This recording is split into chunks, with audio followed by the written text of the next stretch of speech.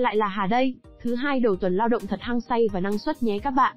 Làm việc vất vả rồi, mình giải lao trong ít phút nhé.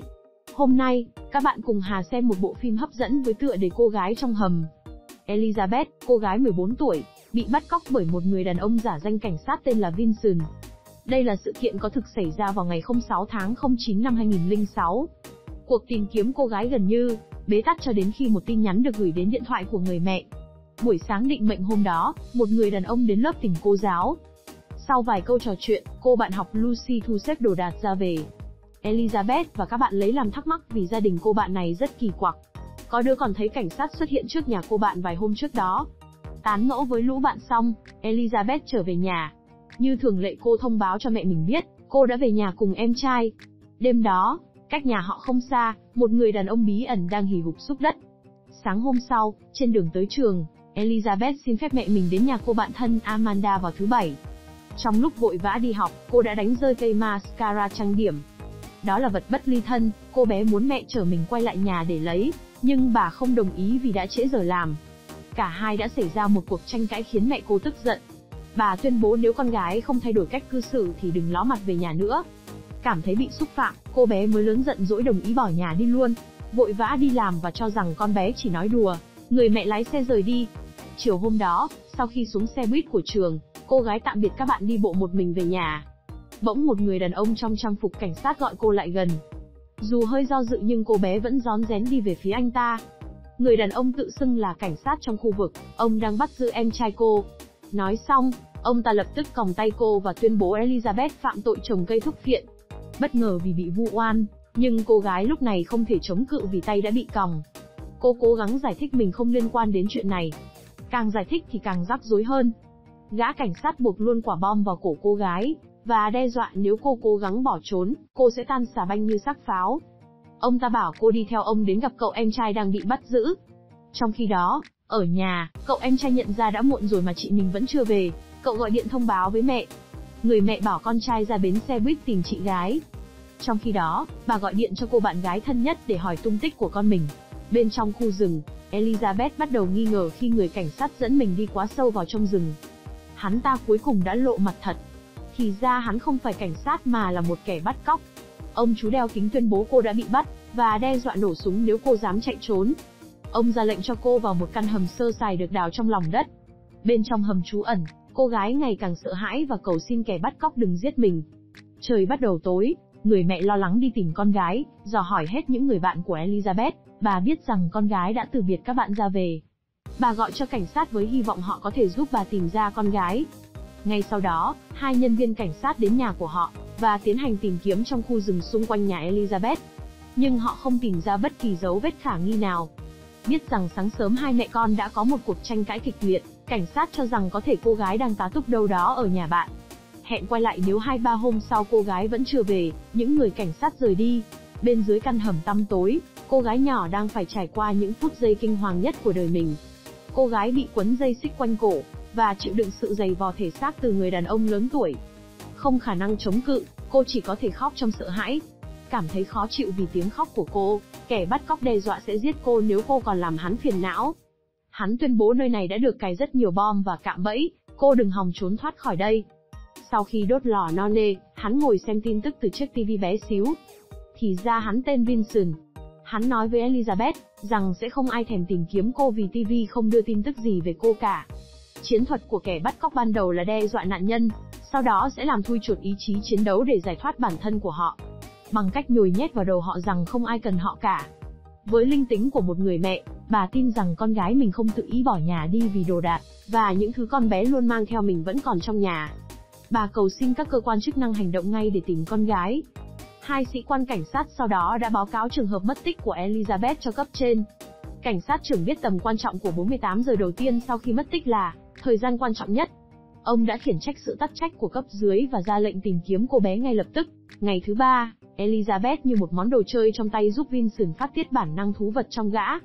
Trong căn hầm bẩn bựa tối tăm, không có gì để giải khuây vậy là gã đàn ông bệnh hoạn liên tục tấn công cô gái.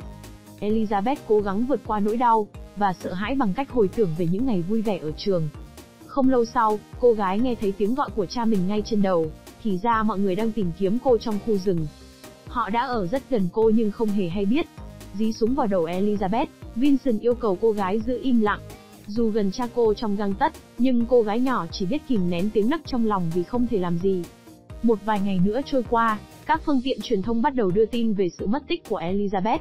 Cảm xúc của cô đan xen giữa nỗi buồn và sự xúc động, đặc biệt là khi mẹ cô nói và bày tỏ rằng họ đang ra sức tìm kiếm, và yêu cô nhiều như thế nào.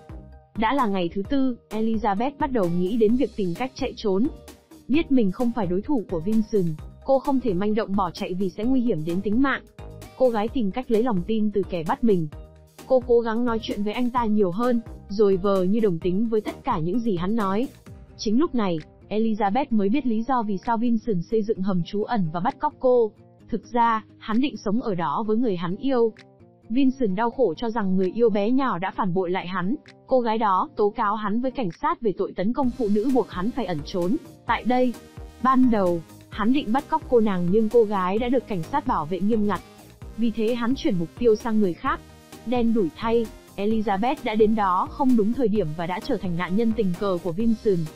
Trong khi Vincent đang ngủ, Elizabeth cố gắng với lấy khẩu súng của ông ta, nhưng không thể làm được vì cổ của cô đã bị còng. Không lâu sau, Vincent tỉnh dậy và nghe thấy tiếng trực thăng bên ngoài. Hắn sử dụng lá nhôm để chặn phát hiện nhiệt từ cảm biến hồng ngoại. Tận dụng cơ hội, cô gái cố gắng tỏ ra gần gũi hơn với Vincent với hy vọng hắn sẽ tin cô yêu hắn thật lòng. Cuối cùng, cô đã thuyết phục được kẻ bắt cóc tháo cùm cổ cho cô. Thậm chí cô còn được hắn chỉ cho cách dùng súng. Tối hôm đó, Vincent còng tay Elizabeth và đưa cô gái lên trên mặt đất đi lấy thức ăn cùng hắn. Bất ngờ vì tiếng máy bay trực thăng, hắn lập tức đưa cô rời đi. Trên đường chạy trốn, cô gái đã cố gắng để lại manh mối cho những người tìm kiếm. Đã một tuần kể từ khi cô gái bị bắt, khi người đàn ông đang ngủ, Elizabeth cố gắng gửi tin nhắn cho mẹ mình bằng điện thoại di động của Vincent. Nhưng rất tiếc, không thể gửi tin nhắn vì không có tín hiệu. Elizabeth cố gắng đưa điện thoại ra khỏi miệng hầm. May mắn thay, tin nhắn đã được chuyển thành công. Cô gái sau đó nhanh chóng xóa tin nhắn khỏi điện thoại di động của Vincent. Không dừng lại ở đó, cô còn cố gắng bắn Vincent nhưng thứ cô dùng chỉ là một khẩu súng không có đạn. Khi cảnh sát thông báo phải dừng cuộc tìm kiếm vì có thể cô gái không còn trong khu vực nữa, người mẹ đã nhận được tin nhắn từ Elizabeth. Mẹ, Elizabeth đây. Con đang ở trong một cái hố. Nhẽ nhõm vì biết con gái vẫn còn sống, cha mẹ cô cung cấp thông tin cho cảnh sát. Cảnh sát trưởng cho rằng, không nên gọi vào số điện thoại này vì có thể sẽ nguy hiểm cho cô gái. Mọi người tìm kiếm danh tính của người chủ số điện thoại và tìm đến nhà của mẹ Lucy. Cô bé được nói đến đầu phim. Catherine, mẹ của Lucy thừa nhận đây là điện thoại của cô, nhưng cô không liên quan gì đến vụ bắt cóc. Khi tra hỏi về người cha dượng đã phạm tội quấy rối con gái của vợ, bà khai rằng 1 năm rồi cả hai chưa gặp lại nhau. Cảnh sát nghi ngờ về tuyên bố của Catherine vì chiếc điện thoại này, cô chỉ mới mua vào 3 tuần trước. Sau một hồi đấu tranh, cuối cùng, Catherine chỉ ra vị trí cô cung cấp thức ăn cho Vincent.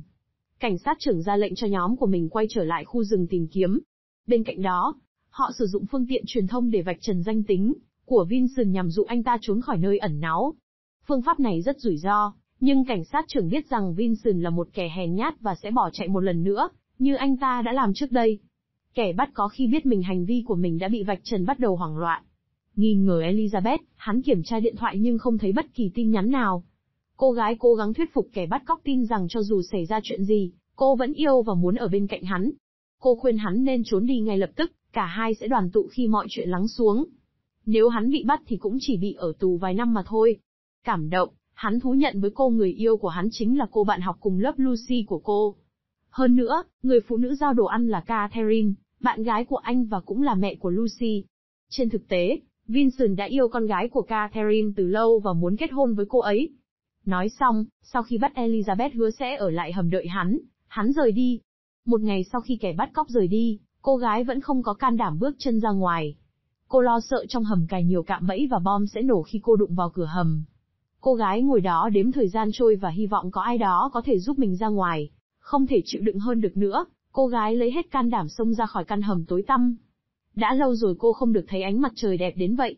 May mắn thay, đội tìm kiếm đã tìm được cô ngay sau đó. Sau thời gian lẩn trốn, Vincent đã bị bắt và kết tội nhiều tội danh với mức án 421 năm tù. Đây là bộ phim đáng xem trang bị ít nhiều kỹ năng, cho chúng ta đối phó với những trường hợp tương tự trong cuộc sống. Thứ nhất, đừng bao giờ tin tưởng đi theo người lạ. Thứ hai, nếu lỡ theo rồi và lỡ bị bắt, thì phải cố gắng lấy sự tin tưởng của hắn và tìm cơ hội trốn thoát. Nếu thấy bộ phim hay và có ý nghĩa, đừng ngần ngại đăng ký và cho mình một like để khích lệ tinh thần nhé. Mến chào tạm biệt và hẹn gặp lại các bạn.